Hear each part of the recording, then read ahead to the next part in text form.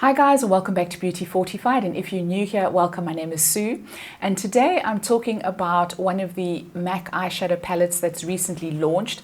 They've recently launched a range called Connect in Color, and it consists of, I think, about 7 different eyeshadow palettes. Now, I'm not sure if these are limited editions, but they do say that these eyeshadows are 25% more pigmented than their standard eyeshadows. Now, I do know MAC eyeshadows quite well, so I thought I would pick up one of these palettes and put it through its paces and let you know what I think about the quality, etc. So the one that I picked up is in the colorway Encrypted Kryptonite. Now, these are what the palettes look like, so they do come in some very beautiful packaging. The one that I picked up has 6 different shadows. I think they do have a bigger version which has got 12, maybe more shadows in it. There was one neutral palette, which was the big 12 pan eyeshadow palette, but it was a little bit warm.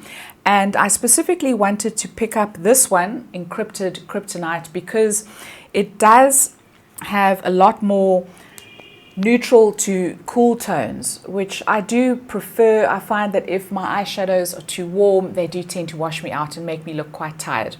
So as I say, the packaging is really beautiful. Your palettes will all come with a mirror, which is really great, very, very handy. And some of the palettes do have colors that are in the standard range. So a couple of the shades that I saw being repeated are shades like Wedge, Satin Taupe. So really popular MAC colors, but reformulated. Now, one of my favorite eyeshadows is the MAC Satin Taupe, and the one that I picked up in Encrypted Kryptonite also has a Satin Taupe in it. So we're going to compare the two and see what the differences are. I have swatched these shades for you.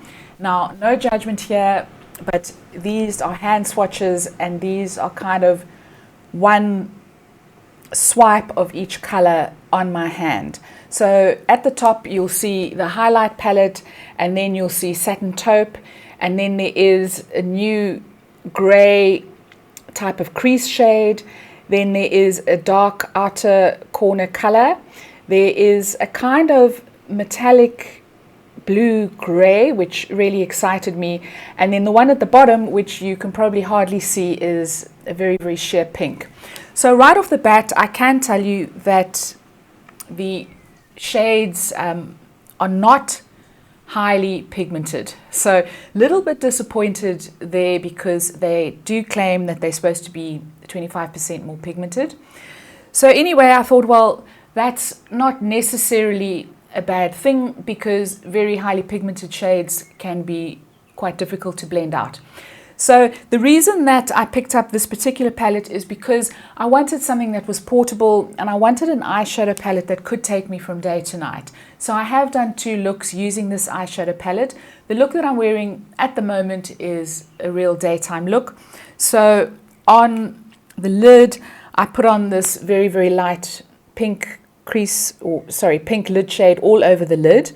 And then I went in with this taupey grey shade that really excited me. I went into the crease with that, and then on the mobile lid I have one of my all-time favorites, and that is in the shade Satin Taupe. Now, as I say, they have reformulated the Satin Taupe for this particular palette, and I wanted to show you the differences between the old version and the version that is in this current palette. So on the back of my hand, you'll see the original Satin Taupe, which is at the top, and then the newly formulated Satin Taupe out of the palette, which is at the bottom. And the one at the top is a little bit cooler, I would say. That's the original formula. The one at the bottom a little bit warmer, and the new shade is a little bit softer. So these are very soft eyeshadows, and it is a little bit more powdery than the original. So as I say, very, very similar, but not exactly the same. So obviously with the reformulation, the color, the shade has changed just a little bit. So I was quite pleased with the daytime look that I achieved. There is a little bit of fallout with these shadows because they are quite soft. I was a little bit disappointed with the color payoff of the taupey shade. Taupe is one of my favorite shades, and I'm always on the eternal hunt for that taupe that's really just going to blend beautifully, make my eyes pop. A little bit disappointed with the color payoff. The satin taupe is easy to blend, and quite like the shade for an everyday look. So really wasn't too concerned that, you know, it wasn't that highly pigmented. And then for the outer corner, I have gone in with this dark, it's a kind of black brown shade over here. And again, I must say, a little bit disappointed with the color payoff. I haven't worked with it too much, just put a little bit on each outer corner, so didn't really overdo it. But at first glance, it did tend to look just a little bit kind of blown out for a shade that you really want to do the hard yards. You would use this shade to line your upper lid or your lower lid. So a little bit disappointed with that. But now onto the evening look. So here I've gone in onto the mobile lid with the blue gray, and it's a kind of shimmer shade over there. And really beautiful. You do have to work a little bit at getting the color payoff. So it does take a little bit of work. And then in the upper crease, I have the dark brown. It comes off as a kind of brown black. It's a little bit darker on the skin than it is in the pan. And I really had to work quite hard again just to blend it into the crease. So it wasn't an easy blend, but I think it is a beautiful color. And I think combined with the blue gray, I think it can give you quite a beautiful evening sort of played up look.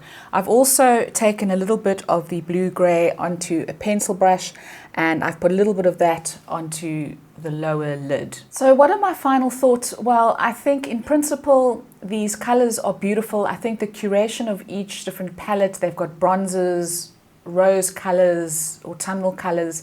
I think the curation is really beautiful, but I can say that I am slightly disappointed with the color payoff.